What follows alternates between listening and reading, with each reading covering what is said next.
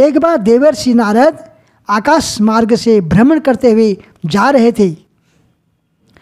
अचानक वहीं कामदेव जी उनके सम्मुख उपस्थित हुए। कामदेव जी को देखते ही नारद जी ने अपना मार्ग बदलना चाहा। नारद जी को इस प्रकार जाते हुए कामदेव पूछते हैं, कहाँ जाते हो प्रभु? नारद जी कहते हैं, कामदेव, एक बार तो मैं तेरे कारण मुझे बंदर का मुख प्राप्त हुआ था, अब पुनः मेरे सम्मुख नहीं आना, इस बार न जाने क्या हो जाए।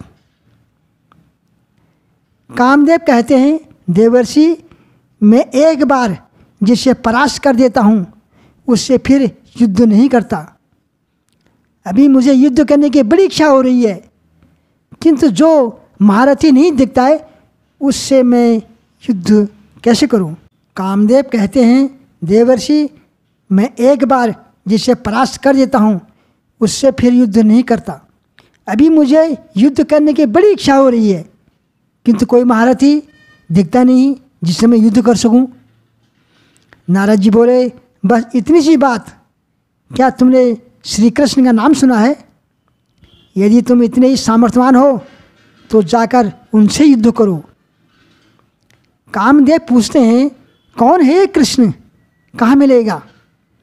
नारद जी मुस्कुरा कर कहते हैं, कामदेव, तू मेरे कृष्ण का पता नहीं जानता। आगे कहते हैं, भारत के मध्य में गोकुल नगरी में चले जाना, तुम वृंदावन धाम में कदम्ब के नीचे बंशी बजाते मिलेंगे। मानो मैं तुम्हें इस जीते घनश्याम को इतना सुनते ही कामदेव भगवान कृष्ण के पास पहुंच जाते हैं। वहाँ पहुँचते ही 7.5 वर्ष का मेरे कृष्ण यमुना किनारे बांसुरी बजा रहे थे। कामदेव का प्राकट्य हुआ। कृष्ण के सम्मुख पहुंचकर कामदेव उनसे युद्ध की इच्छा प्रकट करते हैं। कृष्ण कहते हैं, कामदेव, मैं छोटा सा बालक हूँ, मैं क्या तुमसे युद्ध करूँगा? जाओ और बड़े बड़े महारथियों से युद्ध करो। कामदेव कहते हैं, प्रभु, मुझे कोई भी महारथी मुझे युद्ध करने के योग्य नहीं जान पड़ता, और तो आपके समक्ष आया हूँ, अब आपको मुझसे युद्ध करना ही पड़ेगा। कृष्ण ने कामदेव की अहंकार भरी बातें सुनकर युद्ध करने की सहमति दे दी। पूछा कृष्ण ने कामदेव से, कैसा युद्ध करना चाहोगे, किले के अंदर या किले के बाहर? कामदेव जिज्ञासा प्रकट करते हैं, ये कैसे युद्ध है प्रभु? कान्हा कहते हैं, किले के अंदर वाला युद्ध अर्थात केवल मैं और तुम होंगे, अन्य कोई भी ना होगा। मैं समाधि में रहूँगा तब युद्ध होगा, किंतु किले के बाहर वाले युद्ध में और ये सारी गोपियाँ होंगी और तुम होंगे, तब युद्ध होगा। कामदेव कहते हैं, प्रभु, किले के अंदर वाला युद्ध तो कोई भी जीत जाए, हम किले के बाहर वाला युद्ध ही करेंगे। कृष्ण कहते हैं, जैसी तेरी इच्छा, इस पूर्णिमा की रात्रि में आ जाना। पूर्णिमा की रात्रि है, संपूर्ण यमुना तट इस प्रकार से सुसज्जित है मानो कृष्ण का हृदय ही प्रकृति बनकर बाहर आ गया हो।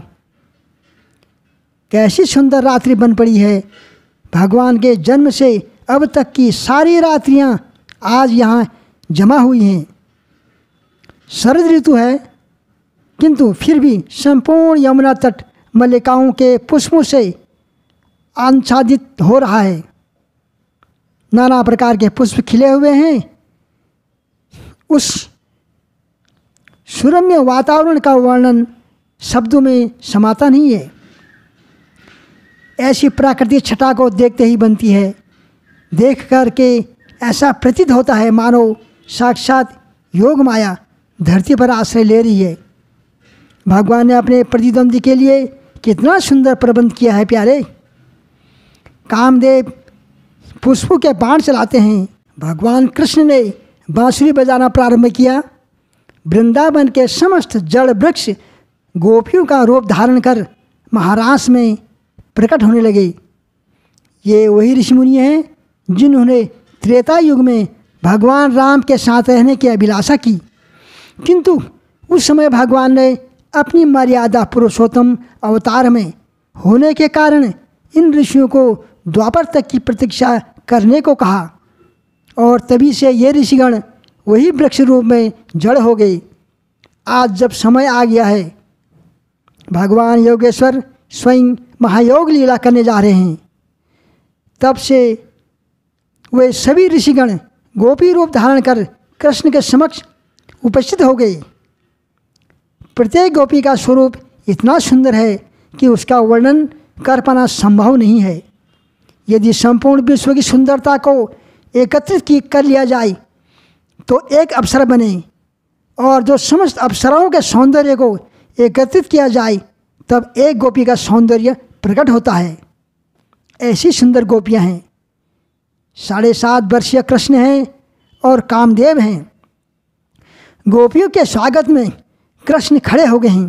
कहते हैं, स्वागतम भो महाभागा। आइए देवियों, यह कृष्ण आपके लिए क्या कर सकता है? किस हेतु आप यहाँ आई हैं? इतनी भयंकर रात्रि में आप अपने पति, पुत्र और संबंधियों को छोड़कर इस वन में क्या कर रही हैं? तब गोपियाँ कहती हैं, हमारा तो सर्वस्त्र आप ही हो प्रभु, इसलिए आपके पास चले आए हम। भगवान कहते हैं, नहीं देवी, आपके पति तो आपके घर पर निद्रामग्न में हैं, ऐसे में उन्हें छोड़कर यहाँ आना उचित नहीं है। तब एक गोपी कहती है, प्रभु ये कथा सुनिए, फिर बताइए कि हमें क्या करना चाहिए और क्या नहीं। गोपी कथा सुनाती है, एक गांव में लड़का था, उसका विवाह हुआ, किंतु विवाह के दूसरे ही दिन उसे नौकरी के लिए दुबई जाना पड़ा। जाने से पहले उसकी पत्नी ने कहा कि स्वामी, अब तक तो मैं आपकी पूजा करती थी, पर आपके जाने के बाद क्या करूँगी? तो उस लड़के ने उसे अपनी तरह ही एक पुतला बना के दिया और कहा कि तुम इसे ही मेरा स्वरूप मानकर मेरी पूजा करना। उसके बाद वह लड़का चला गया। समय व्यतीत हुआ।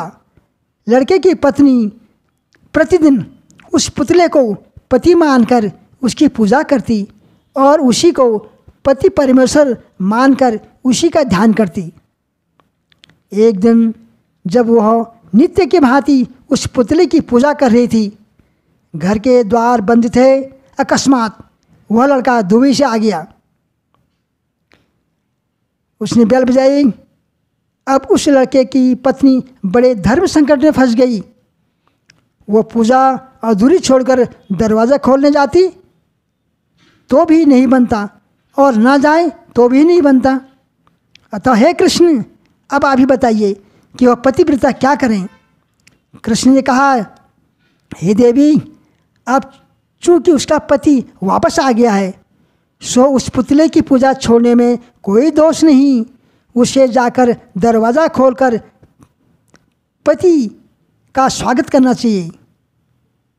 इतना सुनना था कि वह गोपी भी कहने लगी, अरे कान्हा, जब हमारे पति आप हमें मिल गए हैं तो हम उन हाड़ मांस के पुतलों का क्या करेंगे? हम तो आपके ही पास आएंगे ना। हमारा तो सर्वस्त्र आप ही हैं। इस संसार में हमारा कोई सरोकार नहीं। भगवान उनकी इस भक्ति से प्रसन्न हो जाते हैं और महारास महायोग नृत्य लीला का आरंभ करते हैं। कृष्ण ने बांसुरी बजाई। सभी गोपियाँ झूम झूम के नाचने लगी। अत्यंत मनोहारी दृश्य है। इसी महायोग लीला का आनंद लेने माँ पार्वती भी आती है और उनके साथ भूत भावन भोले भंडारी भी गोपी रूप धारण करके चले आए हैं। पार्वती उन्हें साथ लाना नहीं चाहती थी, फिर वे साथ चले आए और अपने आराध्य कृष्ण की भक्ति में झूम रहे हैं। पार्वती जी महारास में जाने की तैयारी होती है और हमारे भोलेनाथ भी उन्हीं के साथ जाने का हट करने लगते हैं।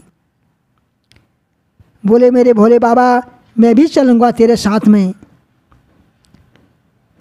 अरे ओ भोले स्वामी, कैसे ले जाऊँ तुम्हें साथ में? मोहन के सिवा वहाँ कोई पुरुष न जाए, रास में हंसी करेंगे। ब्रज की नारी मानो बात हमारी। तब भोलेनाथ बोलते हैं, ऐसा बना दो मुझे कोई न जाने इस राज को, मैं हूँ तेरी सहेली बताना ब्रजराज को। लगा के बिंदिया पहन के साड़ी, चाल चले मत वाली। सभी नृत्य में और कृष्ण की भक्ति में ऐसे झूम रहे हैं कि किसी को अपनी कोई सुध बुध नहीं है। बस चारों ओर कृष्ण ही कृष्ण दिखलाई पड़ते हैं। सभी गोपियों को लग रहा है कि कृष्ण उनके साथ नृत्य कर रहे हैं। बड़ा ही भक्तिपूर्वक वातावरण निर्मित हुआ है। ऐसे में काम के लिए कहाँ स्थान। कामदेव परम भगवान श्री कृष्ण के अलौकिक सौंदर्य पर मोहित हो गए, अपनी समस्त सुध बुध भूल गए, कान्हा को आलिंगन करने लगे। तभी से भगवान ने मदन मोहन नाम कामदेव को मोहित करके स्वीकार किया। कामदेव ने अपनी पराजय स्वीकार की और वहाँ से अंतर्धान हो गए।